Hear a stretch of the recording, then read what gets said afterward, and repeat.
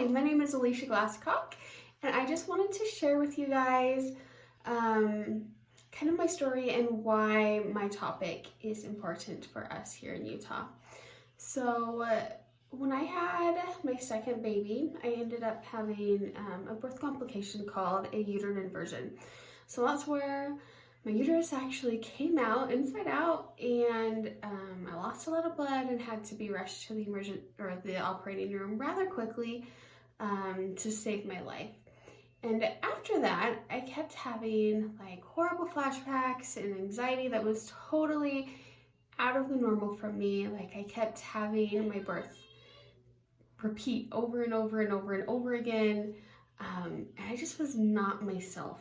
And so I distinctly remember one night when I was crying and bawling because of all these emotions that was going through my head, and I looked at the discharge paperwork that I got from my hospital about postpartum depression, and I remember looking at it and like reading each one. I'm like, that does not fit what I am going through. Like, that is not me.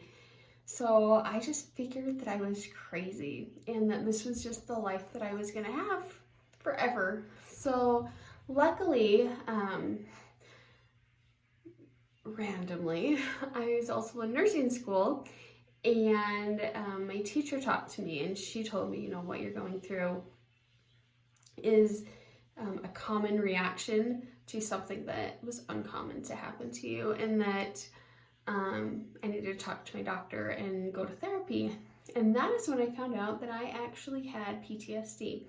And that was something that blew my mind.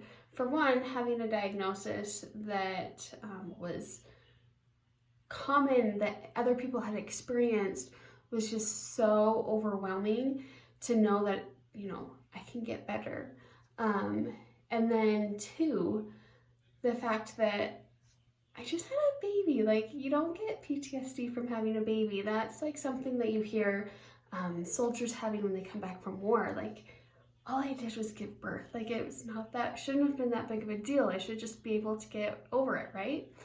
But no, PTSD is something that is actually very common with moms that have had a traumatic birth. And so that experience kind of led me to learn and research all about maternal mental health. So maternal mental health is this umbrella of all these complications, like mental health complications that can happen after birth. So the most common one that people know about is postpartum depression. There's postpartum anxiety, which is starting to actually get more well known. Postpartum OCD, postpartum PTSD, postpartum psychosis, postpartum onset bipolar, which is kind of a new one that they're starting to study. So as you can see, there is definitely a lot more than just postpartum depression. And that is all we hear about. Like, we hear about that in the media, whether they really had postpartum depression or not, from family members, even from the doctors when we get discharged from the hospital. So I have taken this knowledge, and I just want to share it with everyone to know that you might not fit the checklist that they give you. You might think that you're going crazy, and you might think your wife is going crazy or your sister. And, turns out that they actually have a maternal mental health illness that is treatable. And that is the biggest thing that I want people to know. So statistically, they say 1 in 7 moms will have postpartum depression and maternal mental illnesses. However, like in Utah, there's been a survey that they actually think that statistic is closer to 1 in 5. And that blows my mind. 1 in 5. And only 15% get help. Let that sink in for a minute. That's not very many people. And we need to do better. We need to serve our mothers better. They are the cornerstone of the family. And when mom isn't doing well, the family suffers, the baby suffers, the other children, the husband, the spouse, the moms, parents, like everyone, like the damage that can be done trickles down from the mom suffering and not receiving help.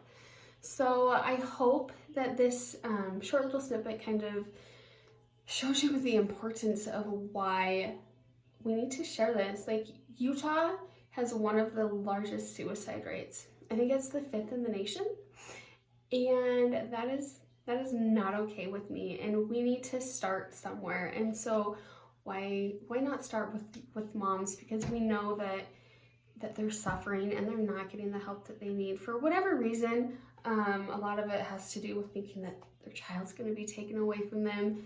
They only see the doctor at 6 weeks, and guess what? Postpartum depression can be treated and start anywhere within the first 2 years. 2 years. That's a long time after your 6 weeks checkup to start getting depressed and then not do anything about it because you're not seeing the provider. So in closing, this is just a super, super important topic that we need to share, and I would love to be that voice for moms, for the mom that is sitting in a dark room thinking that they are going crazy and that their life is better not to be lived.